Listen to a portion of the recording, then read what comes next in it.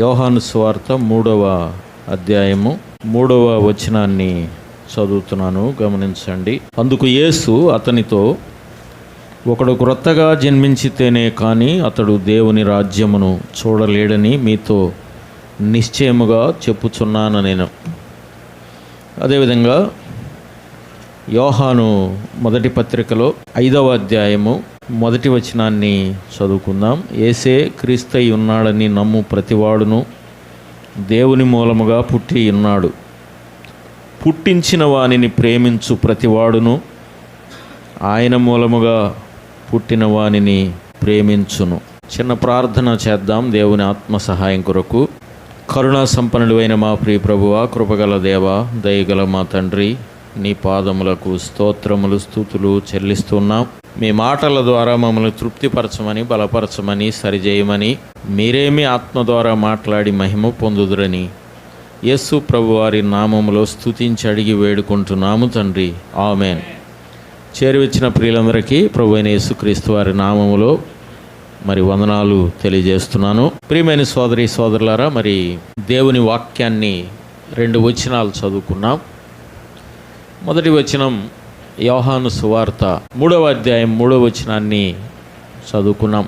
ఆ వచన భాగము అందరము బాగుగా ఎరిగిన వచన భాగం. దైవజనుడైన భక్త సింగ్ గారు తన జీవిత కాలంలో తను నిలిచి వాక్యాన్ని ఉపదేశించే కాలంలో ఆయన నిలిచిన ప్రతిసారి ఈ వచనాన్ని ఉదహరించకుండా ఆయన వాక్యాన్ని ముగించేవాడు కాడట. ఆయన ఎప్పుడు నిలిచినా ఒకడు క్రొత్తగా జన్మించితేనే కానీ అని క్రొత్త జన్మను గూర్చిన ఈ విషయాన్ని జ్ఞాపకం చేయకుండా ఆయన ముగించేవాడే కాడట. ఈరోజు అది చాలా అరుదుగా కనబడతా ఉన్నది. అయినా ఈ దినం ఈ వాక్యాన్ని మనం పూర్ణంగా దాన్ని ధ్యానం చేయాలని కాదు, కానీ కొన్ని విషయాలు నేను జ్ఞాపకం చేయాలని ఆశ కలిగి ఉన్నాను. యోహాను సువార్త ఎందుకు రాశావని యోహాను గారిని మనం అడిగితే ఆయన ఎందుకు రాశానని చెప్పాడు. నేను చాలాసార్లు జ్ఞాపకం చేశా. యోహాను సువార్త ఎందుకు రాశావయ్యా అని యోహాను గారిని అడిగితే 20వ అధ్యాయము 31వ వచనంలో ఆయన చెప్పాడు. యోహాను సువార్తకి అది మూల వచనం. సువార్త ఎందుకు రాశాడు అంటే ఈ వచనాన్ని మనం ఖచ్చితంగా జ్ఞాపకం చేసుకోవాలి. యేసు దేవుని కుమారుడైన క్రీస్తు అని మీరు నమ్మునట్లును, నమ్మి ఆయన నామమందు జీవము పొందునట్లును ఇవి వ్రాయబడిను. ఇది సువార్త. ఆయన దేవుని కుమారుడైన క్రీస్తు అని నమ్మాలి. నమ్మడమే కాదు, ఆయన ఇచ్చే నిత్య జీవాన్ని పొందాలి అని పొందునట్లుగా ఈ యొక్క 21 అధ్యాయాల యోహాను సువార్తను యోహాను గారు ఉద్దేశాన్ని ఆ వచనంలో మనం చదువుతున్నాం. తర్వాత యోహాను 3 పత్రికలు రాశారు. ఒక ప్రవచన గ్రంథం, ప్రకటన గ్రంథాన్ని కూడా యోహాను చేత దేవుడు రాయించాడు. యోహాను పత్రిక ఎందుకు రాశావు అని, పత్రిక ఈ మొదటి పత్రిక ఎందుకు రాశావు యోహాను గారు అని ఆయన అడిగితే సూటిగా దానికి సమాధానం పత్రికలోనే చెప్పారు. యోహాను మొదటి పత్రికలో 5వ అధ్యాయము 13వ వచనంలో, యోహాను మొదటి పత్రిక 5:13 చదువుతున్నాను. దేవుని కుమారుని నామమందు విశ్వాసముంచు మీరు నిత్య జీవము గలవారని తెలుసుకొనున్నట్లు నేను ఈ సంగతులను మీకు వ్రాయిచున్నాను అన్నాడు. సువార్త ఎందుకు రాశావంటే నిత్య జీవము పొందాలని రాశాడు.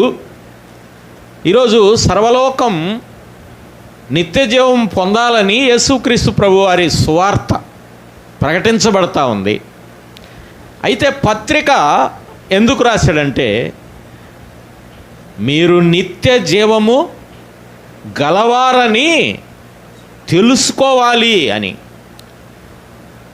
పొందని వారు పొందాలి, పొందిన వారు పొందామని తెలుసుకోవాలి. సువార్త సారాంశం ప్రతి మానవుడు నిత్య జీవం పొందాలి. పత్రిక సారాంశం పొందిన మీరు పొందామని ఆ స్ఫూర్తితో మీ జీవితాన్ని కొనసాగించాలని పత్రిక రాస్తున్నాడు. సువార్త అయితే 21 అధ్యాయాలు రాశాడు, కానీ పత్రిక అయితే 5 అధ్యాయాలే. 5 అధ్యాయాలు మాత్రమే పత్రికను రాశాడు. పత్రిక అంటే ఉత్తరం. ఈ పత్రికలో నిత్య జీవము పొందామని తెలుసుకొనున్నట్లు అని చెప్పాడు. ఆ సువార్తకి పత్రికకి మధ్యలో ఒక వచనం ఉంది. ఆ వచనం ఈ పత్రికలో అని చెప్పాడు. సువార్తలో ఏం పొందాలని? నిత్య జీవము పొందాలని. పత్రికలో పొందామని తెలుసుకోమన్నాడు. ఈ రెండిటికి మధ్యలో మాట ఏమిటంటే, ఇక్కడ 2వ అధ్యాయం 25వ వచనంలో రెండిటికి మధ్యలో, పత్రిక 2వ అధ్యాయం 25వ వచనంలో, నిత్య జీవము అనుగ్రహించుననున్నదియే ఆయన తానే మనకు చేసిన వాగ్దానము అన్నాడు. మన ప్రభువు తానే స్వయంగా చేసిన ఒక వాగ్దానం ఏమిటంటే, మీకు నిత్య జీవము ఖాయం, నిత్య జీవము ఖచ్చితంగా ఉంది. నిత్య జీవము అంటే ఇప్పుడున్న జీవం వేరు. నిత్య జీవం అంటే ఇప్పుడున్న జీవం, ఈ మట్టి బొమ్మ ఒకానొక రోజు ఈ శరీరము మట్టిలో కలిసిపోయిద్ది. శారీరక మరణం ఒకటి ఉన్నది. కానీ నిత్య జీవము పొందిన వారికి శారీరక మరణమే తప్ప వారి జీవం నిత్యము దేవునితో ఉంటుంది. అది దేవుడు చేసిన వాగ్దానం, ఆయన తానే చేసిన వాగ్దానం. అది నిత్య జీవము ఇస్తానని చెప్పింది.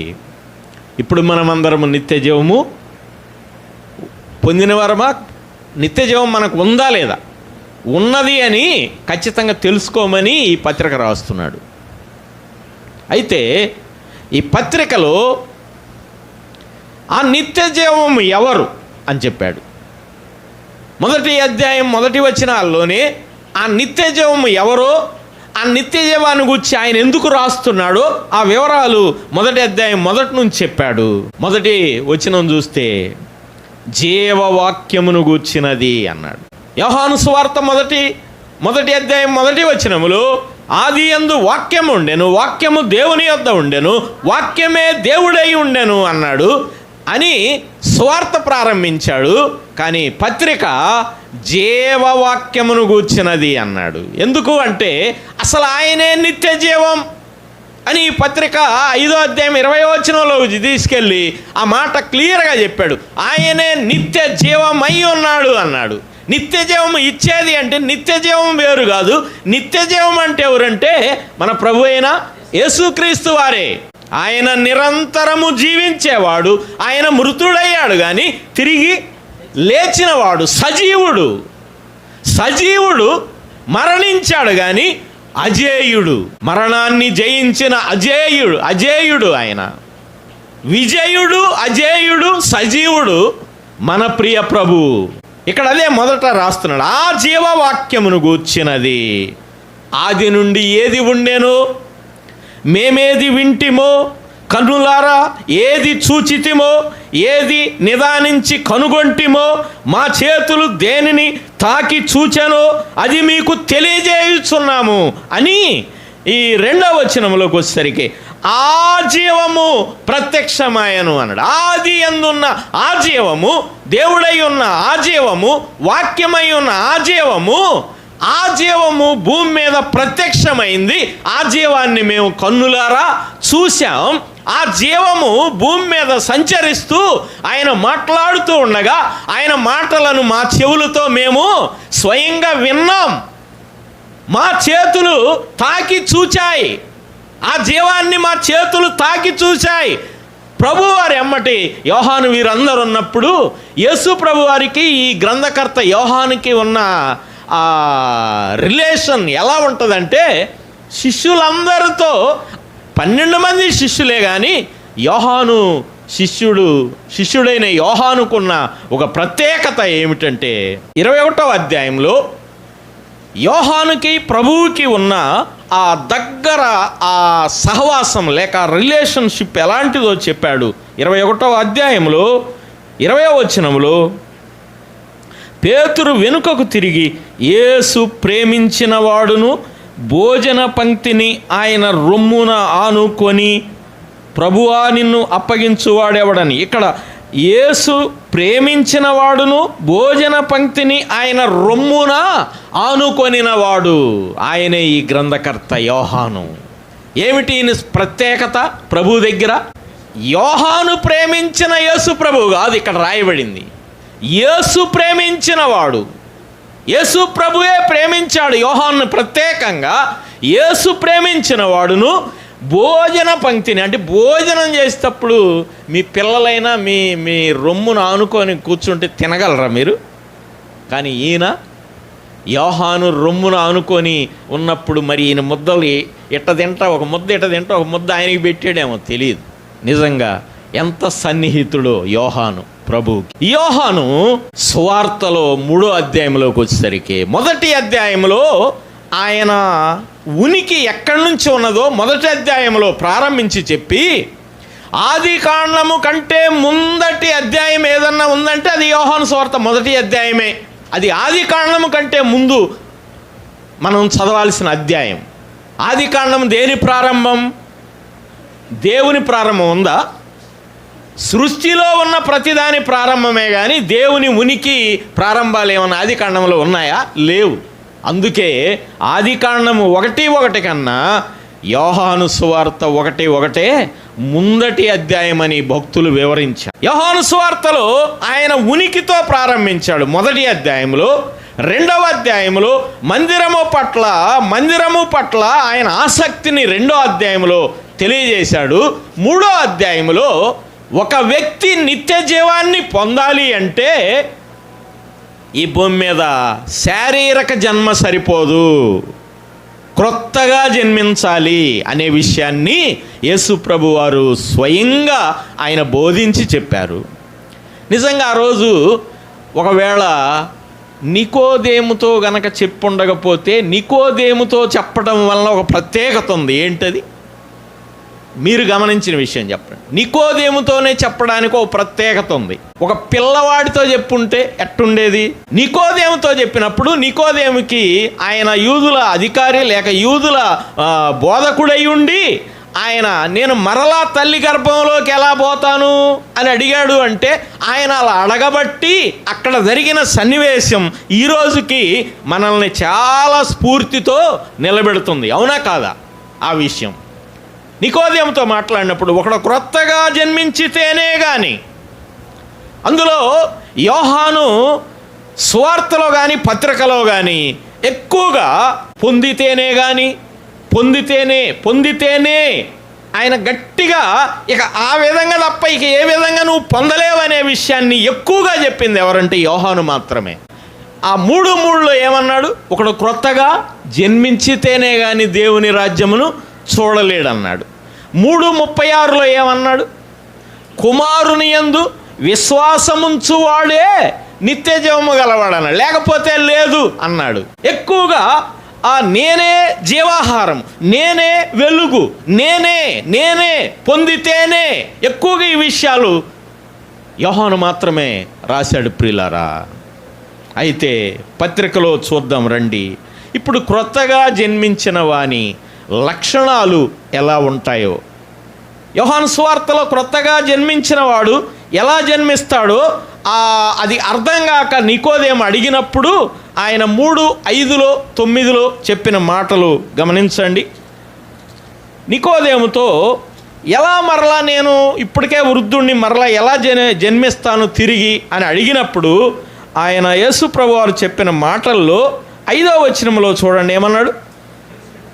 యేసు ఇట్లా నేను ఒకడు నీటి మూలముగాను ఆత్మ మూలముగాను, ఇక్కడ కూడా చూడండి, జన్మించితేనే కానీ, నీటి మూలముగాను ఆత్మ మూలముగాను జన్మించితేనే కానీ అన్నాడు. ఎలా మరిది? మనమందరం ఎలా జన్మించాం? మామూలుగా భూమి మీద ఉన్న మానవులందరూ ఎలా జన్మించారు? తల్లి గర్భం నుండి జన్మించాం. కానీ ఈ జన్మ ఎలా అంటున్నాడు? నీటి మూలముగా ఆత్మ మూలముగా. మరి ఇది ఎట్టా? ఆ జన్మ ఈ జన్మ ఒకటేనా? వేరువేరా? ప్రియులరా, ఈ సమయంలో ఈ విషయాన్ని గ్రహించాలి. శారీరక జన్మ యేసు ప్రభువులో క్రొత్తగా జన్మించే ఈ జన్మ 2 ఒకటి కాదు. శారీరక జన్మ 9వ 10 నెలలు గర్భములో ఉండి, గర్భములో నువ్వు నీ దేహంలో ఉన్న అన్ని అవయవాల నిర్మాణం జరిగి దేహంలో నుండి నువ్వు జన్మించేదాన్ని శారీరక జన్మ అంటారు. కానీ ఈ భూమి మీద అందరూ శారీరకంగా జన్మించిన వారే, కానీ నిత్య జీవం పొందేవారు మాత్రం క్రొత్తగా జన్మించిన వారు. వారు ఎలా జన్మించిన అనుభవం కలిగి ఉండాలంటే నీటి మూలముగా ఆత్మ మూలముగా జన్మించాలి. ఇది ఖచ్చితమైన వాక్యం చెప్పే సత్యం. ఈ జన్మ నీటి మూలముగా ఆత్మ మూలముగా, అంటే నీటి మూలముగా అనేది తర్వాత చూద్దాం. ముందు ఆత్మ మూలముగా జన్మించడం అంటే, ఆత్మ మూలముగా అంటే ఒక వ్యక్తి జన్మించాలి అంటే, ఆత్మ మూలముగా అంటే ఆత్మ పరిశుద్ధాత్ముడు చేసే కార్యము ద్వారా ఆ వ్యక్తి జన్మ జరగాలి. పరిశుద్ధాత్మ కార్యము ద్వారా ఆ జన్మ జరగాలి అంటే పరిశుద్ధాత్ముడు ఏమీ చేస్తాడు? పరిశుద్ధాత్మ వలనంటే పరిశుద్ధాత్ముడు ఒక వ్యక్తి కొత్తగా జన్మించడంలో పరిశుద్ధాత్ముని యొక్క పని ఏమిటో అది కూడా యోహాను సువార్తలోనే యోహాను ద్వారా రాయబడింది. యోహాను సువార్త 16వ అధ్యాయం 8వ వచనానికి మనం వెళ్ళినప్పుడు అక్కడ ఆ విషయాన్ని మనం గ్రహించగలం. యోహాను సువార్త 16:8 చదువుతున్నాను. ఆయన వచ్చి పాపమును గూర్చియు నీతిని గూర్చియు తీర్పును గూర్చియు లోకమును ఒప్పుకొనజేయును. ఆయన వచ్చి, ఎవరాయన? పరిశుద్ధాత్మ దేవుడు. ఆయన వచ్చి ఏమి చేస్తాడంట? 3 విషయాలు జ్ఞాపకం చేస్తాడు. ఎవరికి? లోకమును ఒప్పుకొనజేయును అంటే లోకములో ఉన్న శారీరక జన్మ పొందిన మానవులతో పరిశుద్ధాత్మ దేవుడు మాట్లాడి 3 విషయాలను గురించి క్లియర్గా మాట్లాడతాడు. ఏ విధంగా మాట్లాడతాడంటే పరిశుద్ధాత్మ దేవుడు తన సొంత అభిప్రాయాలు ఎప్పుడూ చెప్పడు. యేసు ప్రభువారు ఆనాడు ఏం చెప్పాడో ఆ విషయాలనే ఆయన జ్ఞాపకం చేస్తాడు. ఆ మాటలు కూడా యేసు ప్రభువారు స్వయంగా చెప్పారు. పరిశుద్ధాత్ముడు ఏమి చెప్తాడో ఆ విషయాన్ని చెప్పాడు. 14వ అధ్యాయంలో చూడండి, 14వ అధ్యాయంలో 25-26 వచనాలు చదువుతున్నాను చూడండి. నేను మీ యొద్ద ఉండగానే, అంటే యేసు ప్రభువారు, ఈ మాటలు మీతో చెప్పి తిని ఆదరణకర్త అనగా తండ్రి నామమున పంపబో పరిశుద్ధాత్మ సమస్తమును మీకు బోధించి, ఏం బోధిస్తాడు? నేను మీతో చెప్పిన సంగతులను మీకు జ్ఞాపకము చేయును. ఆయన 2000 సంవత్సరాల క్రితం భూమి మీద ఉన్నప్పుడు ఏమి చెప్పాడో ఆ విషయాలను జ్ఞాపకం చేస్తాడు. ఆయన భూమి మీద ఉన్నప్పుడు చెప్పిన విషయాల్లో ఒక వ్యక్తి నిత్య జీవం పొందాలి అంటే అతడు క్రొత్తగా జన్మించాలనే విషయాన్ని యేసు ప్రభు వారు చెప్పారు. ఆ యేసు ప్రభు వారు చెప్పిన విషయాన్ని ఈయన జ్ఞాపకం చేస్తాడు. అందులో ఆ జ్ఞాపకం చేసే విషయాల్లో 3 విషయాలు జ్ఞాపకం చేస్తాడు. ఎవరో జ్ఞాపకం చేసేది? పరిశుద్ధాత్మ దేవుడు 3 విషయాలు జ్ఞాపకం చేస్తాడు. ఏమిటా 3 విషయాలు? ఆ 3 విషయాల్లో యేసు ప్రభు వారిని ప్రస్ఫుటంగా తేటగా చూపిస్తాడు. ఆ 3 విషయాలు ఏమిటో ఇక్కడ 16:8లో మనం చూస్తున్నాం. ఏటిని గురించి అన్నాడు? మొదట పాపమును గూర్చి. లోకమును ఒప్పుకొనజేయనంటే లోకం అంటే ఎవరు? లోకం అంటే ప్రభువుని నమ్మని ప్రజలు, శారీరకంగా భూమి మీద జన్మించిన మానవులందరూ లోకమే. లోకం అంటే మట్టి కాదు, మనుషులే అన్నాడు ఒక కవి. నిజమే, లోకములో ఉన్న ప్రతి వారితో ఈనాడు దేవుని స్వరాన్ని పరిశుద్ధాత్మ దేవుడు ఒప్పిస్తాడు. దేన్ని గురించి ఒప్పిస్తాడంటే పాపమును గురించి ఒప్పిస్తాడు. పాపమును గురించి అంటే పాపాన్ని గురించి యేసు ప్రభు వారు ఏం చెప్పాడు? ఇందాక చదివాం. యేసు ప్రభు చెప్పిన వాటినే జ్ఞాపకం చేస్తాడని చెప్పాడు కదా. యేసు ప్రభు వారు పాపమును గురించి ఏం చెప్పాడు? ఇదే యోహాను సువార్త 8వ అధ్యాయము 21వ వచనములో ప్రభువారు చెప్పిన మాటను చూడండి. ఆ విషయాన్ని జ్ఞాపకం చేస్తాడు. 8:21 చదువుతున్నాను చూడండి. నేను వెళ్ళిపోవచ్చున్నాను, మీరు నన్ను వెదుకుదురు కానీ మీ పాపములోనే ఉండి చనిపోవుదురు. నేను వెళ్ళి చోటికి మీరు రాలేరు. ఎవరు చెప్పింది ఇది? ఏం చెప్పాడు?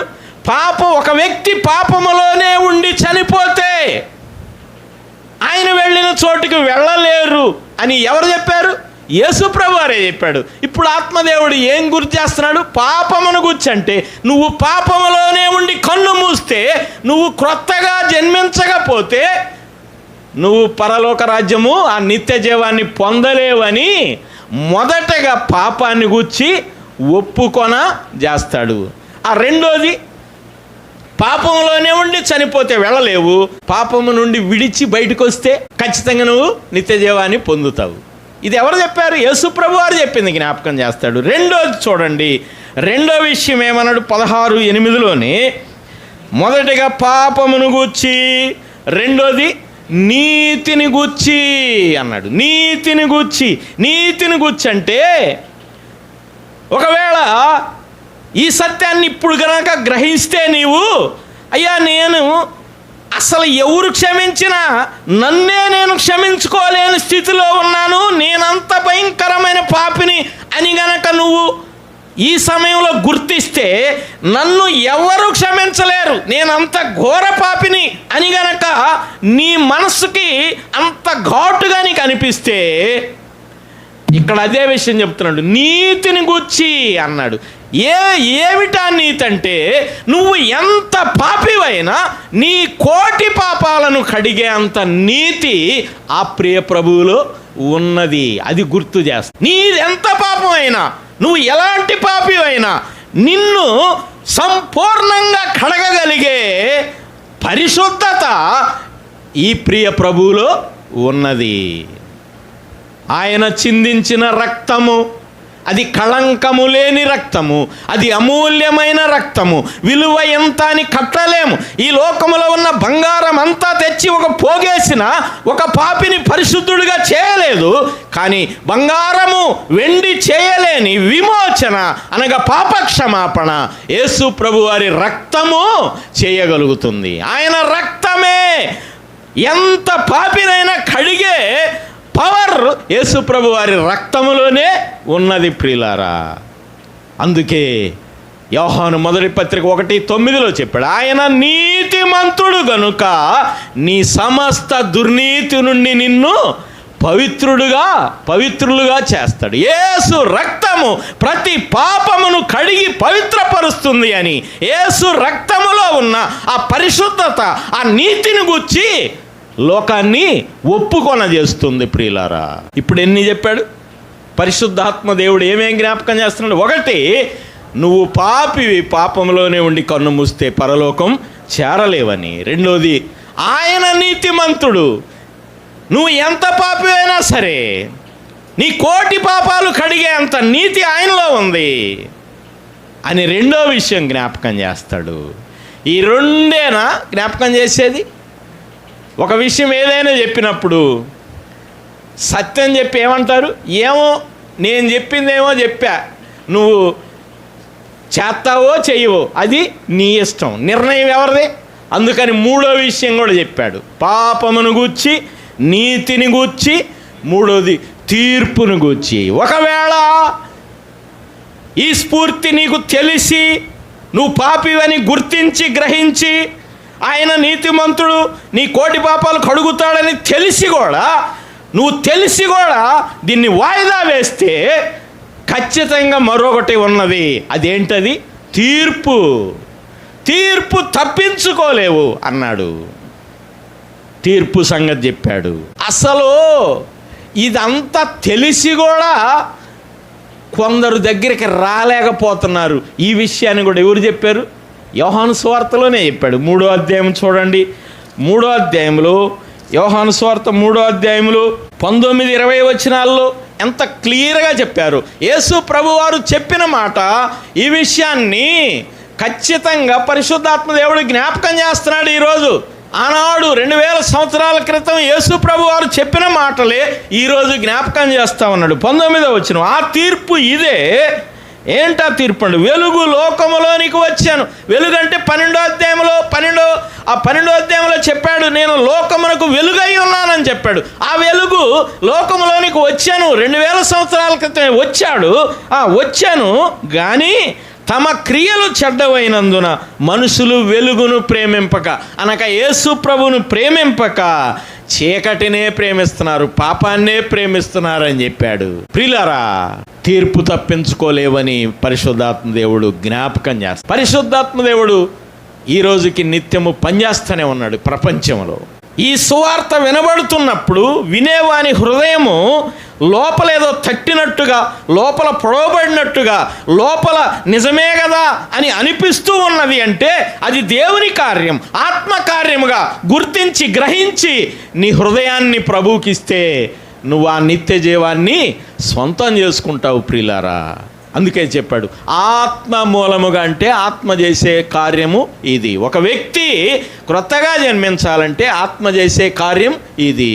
రెండోది నీటి మూలముగా, అంటే ఒకవేళ ఆత్మ చేసిన ఆ మూడు విషయాలు ఆత్మ నీతో మాట్లాడగా ఆ మూడు విషయాల్లో పాపమును గూర్చి నువ్వు ఒప్పుకొని నీతిమంతుడు ఖచ్చితంగా నన్ను కడుగుతాడు, శుద్ధి చేస్తాడని రెండో సత్యాన్ని నువ్వు అంగీకరించి ఈ రెండు నేను చేయకపోతే తీర్పు అనగా అగ్నికి వెళ్ళిపోవాల్సిందే అని నువ్వు గ్రహించి గుర్తించి ప్రభువుని నమ్మితే ఆ నమ్మిన తర్వాత నీటి మూలముగా నీవు జన్మిస్తావు, ఆత్మ మూలముగా నీటి మూలముగా జన్మిస్తావు అని చెప్పాడు. ఆ నీటి మూలముగా జన్మించడం అంటే బాప్తిస్మము పొందడం, అంతే కదా, నీటి మూలముగా. దాన్ని తీతు పత్రిక 3:5 చెప్పాడు చూడండి. ఆ బాప్తిస్మానికి ఒక సరైన భాష్యం అపోస్తులైన పౌలు గారు తీతుకు రాస్తూ ఆ విషయాన్ని 3:5 చెప్పారు. చూడండి ఏమన్నాడు. మనము నీతిని అనుసరించి చేసిన క్రియల మూలముగా కాక తన కనికరము చొప్పుననే పునర్జన్మ సంబంధమైన స్నానము అన్నాడు. పునర్జన్మ సంబంధమైన స్నానం అంటే, పునర్జన్మ అంటే మొదటి జన్మ, రెండో జన్మ, పునర్జన్మ సంబంధమైన స్నానం అంటే శారీరక జన్మ కాకుండా క్రొత్త జన్మ పొందినప్పుడు జరిగే స్నానం అండి. దాన్ని బాప్తిస్మము అన్నారు. అది పునర్జన్మ సంబంధం, అంటే క్రొత్తగా జన్మించడానికి అవసరమైన స్నానము అన్నారు. క్రొత్తగా జన్మిస్తేనే పరలోక నిత్య జీవాన్ని పొందుతామని యోహాను పత్రికలోను సువార్తలోను చాలా ఘాటుగా చెప్పారు. మరి ఇప్పుడు పునర్జన్మ అంటే ఏంది తెలుసుకున్నాం, క్రొత్తగా జన్మించడం. ఈ క్రొత్తగా జన్మించిన వాని లక్షణాలు ఎలా ఉంటాయి? యోహాను సువార్తలో చెప్పలేదు ఆ విషయాలు, కానీ పత్రికలో చెప్పారు. క్రొత్తగా జన్మించిన వాని లక్షణాలు ఎలా ఉంటాయో పత్రికలో చెప్పారు. వాటిని మనం కొద్దిగా ధ్యానం చేద్దాం, చూద్దాం రండి. యోహాను మొదటి పత్రికలో క్రొత్తగా జన్మించిన వాని లక్షణాలు మొదటిగా 3:9 చదువుకుందాం. మొదటిగా 3వ అధ్యాయం 9వ వచనం. దేవుని మూలముగా పుట్టిన ప్రతి వానిలో ఆయన బీజము నిలుచును. ఏమండి, ఎంత క్లియర్గా చెప్పాడండి. దేవుని మూలముగా పుట్టిన వానిలో మొదట కార్యం ఏందంట? ఆ లక్షణాల బీజం. ఆయన బీజము నిలుచునంటే బీజం అంటే ఏంది? విత్తనం. బీజం అంటే విత్తనం అండి. ఏమిటా విత్తనం అంటే దేవుని వాక్యమే. పేతురుని అడిగితే పేతురు చెప్పాడు ఆ బీజం ఏంటో, ఆ విత్తనం ఏంటో, ఆ పుట్టడం ఏంటో ఆ విషయాన్ని గురించి చెప్పారు. చూడండి, పేతురు మొదటి పత్రిక 1వ అధ్యాయం 22వ వచనం చూడండి. మీరు క్షయబీజము నుండి కాక శాశ్వతమగు జీవము గల దేవుని వాక్యమూలముగా అక్షయ బీజము నుండి పుట్టింపబడిన వారు అన్నాడు. అక్షయ బీజము. ఒకవేళ మనం వేసే విత్తనాలు కొన్నిసార్లు మొలవకపోవచ్చు, కొన్నిసార్లు అవి మురిగిపోవచ్చు, కొన్నిసార్లు అవి కుళ్ళిపోవచ్చు. కానీ ఈ బీజము, ఏ బీజం ద్వారా ఈ క్రొత్త జన్మ జరుగుతుంది? అక్షయమగు దేవుని వాక్యమనే బీజం.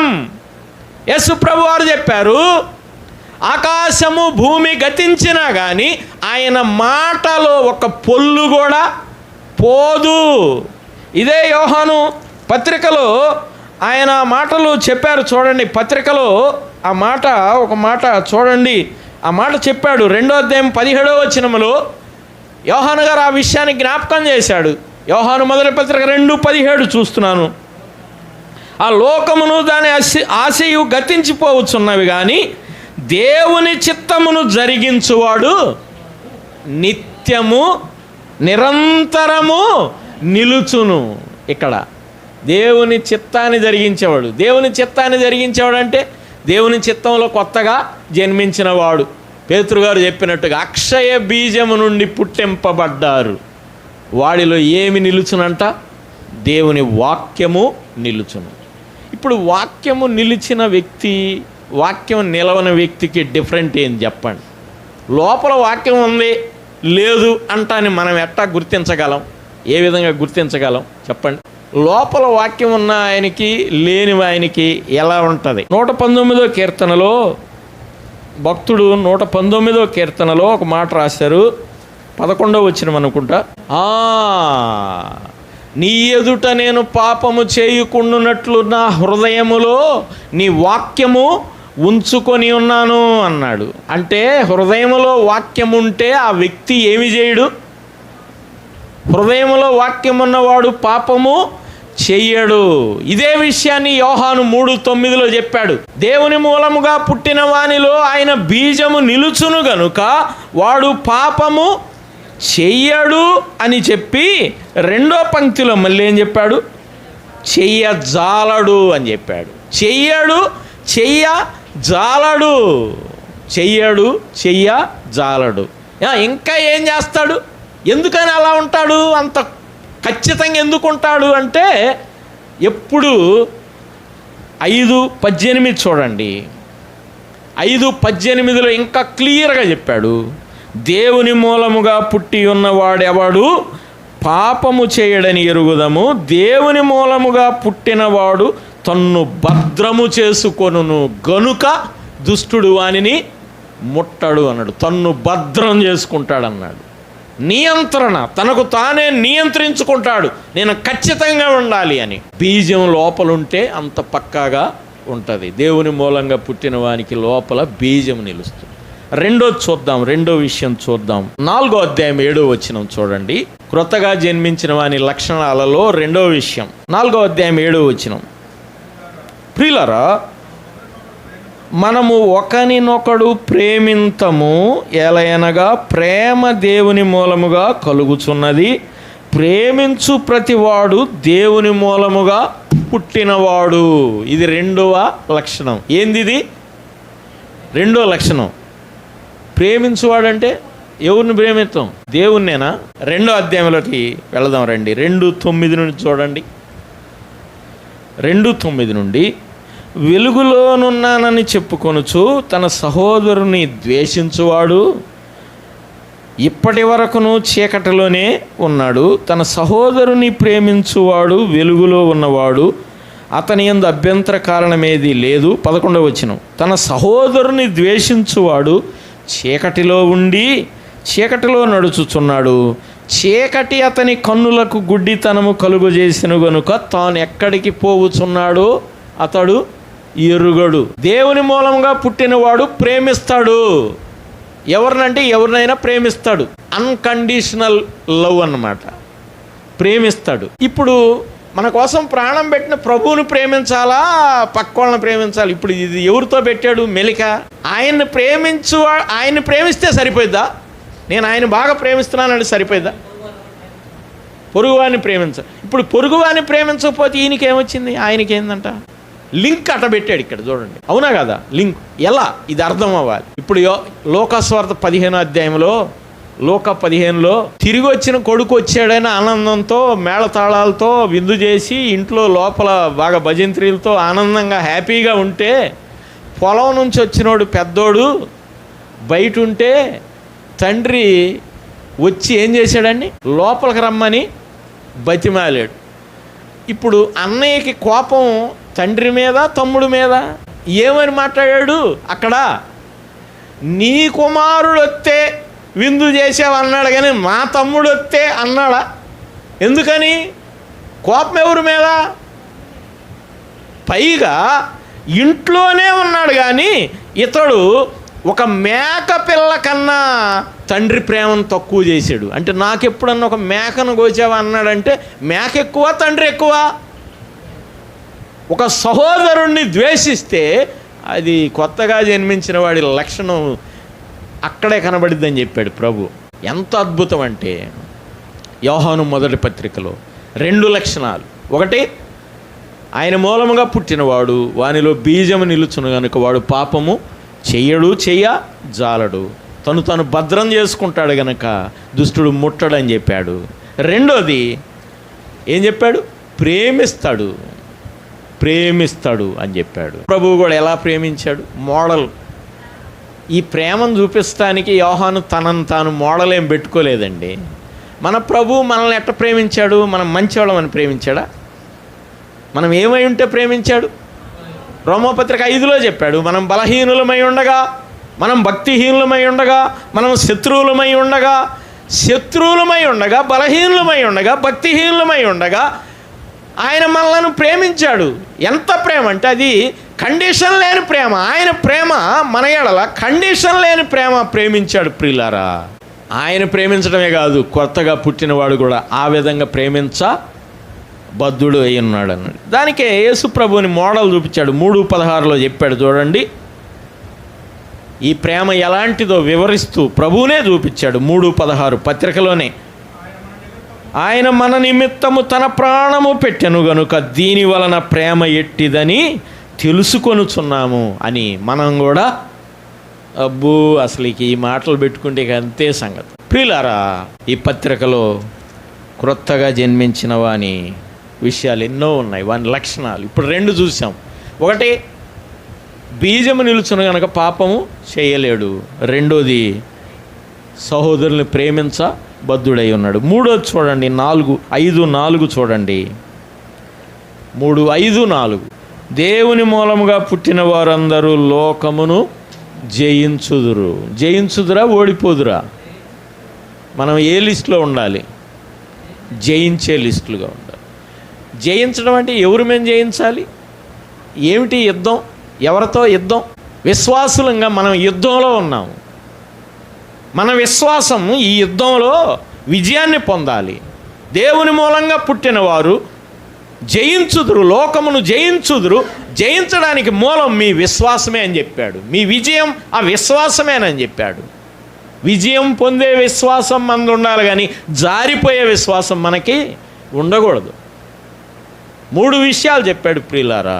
ఒక్క విషయం చూద్దాం. ఇందులో ఒక దగాకోరు వ్యక్తిత్వం ఉంది, ఖచ్చితంగా నడుచుకున్న వ్యక్తిత్వం కూడా ఉంది. ఈ పత్రికలో ఖచ్చితంగా నడుచుకునే వ్యక్తిత్వం ఎలా ఉండాలో మోడల్ చెప్పాడు యోహాను. ఒక 7 విషయాలు, 7 రెఫరెన్స్లు మనం చదువుకుందాం చూడండి.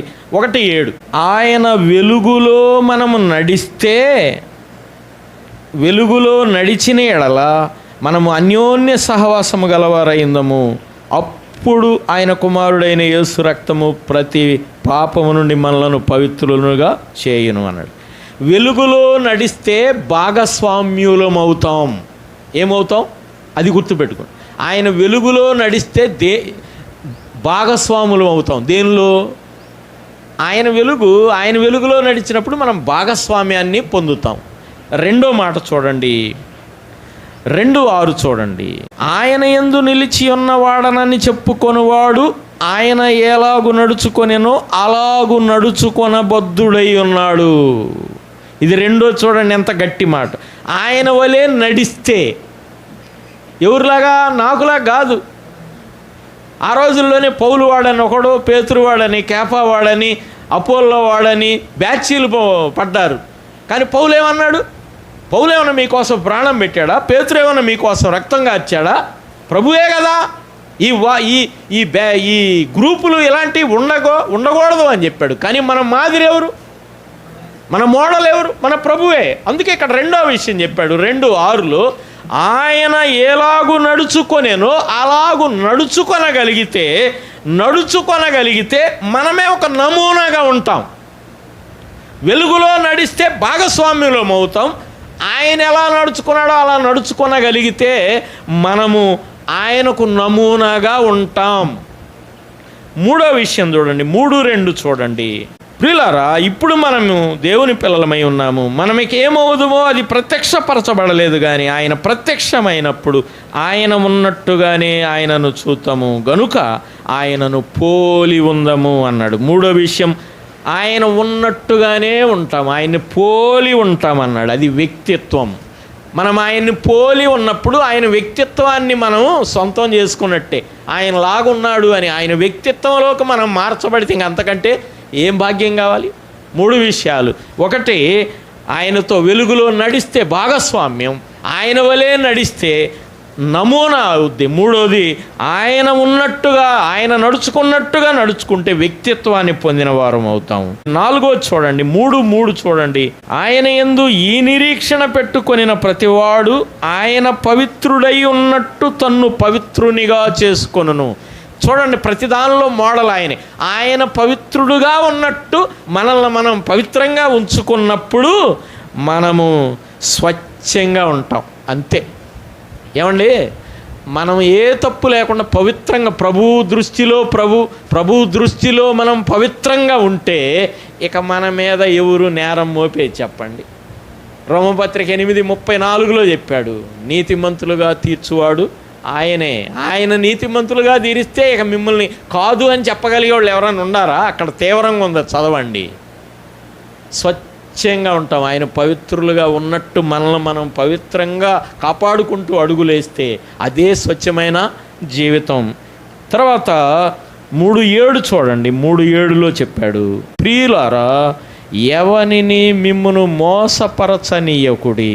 ఆయన నీతిమంతుడై ఉన్నట్టు నీతిని జరిగించు ప్రతివాడు నీతిమంతుడు. అంతే.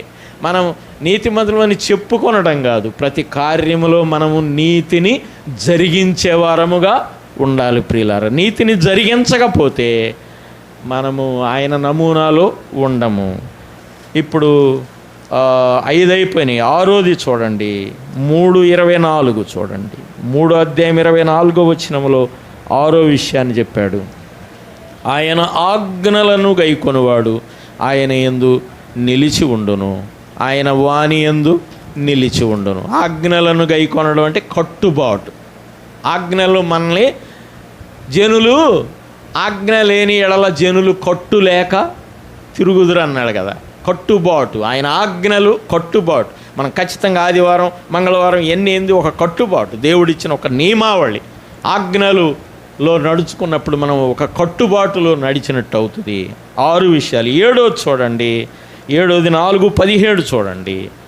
4వ అధ్యాయం 17వ వచనంలో, తీర్పు దినమందు ధైర్యము కలుగునట్లు దీని వలన ప్రేమ మనలో పరిపూర్ణము చేయబడి ఉన్నది. ఎలయనగా ఆయన ఎట్టివాడై ఉన్నాడో మనము కూడా ఈ లోకములో అట్టివారమై ఉన్నామన్నాడు. ఆయన ఎట్టివాడై ఉన్నాడో అట్టివారమై ఉండాలన్నాడు. అంటే ప్రతి దానిలో మన మోడలు, మన మాదిరి, మన నమూనా, మన కట్టుబాటు అన్నిటిలో మనకెవరు?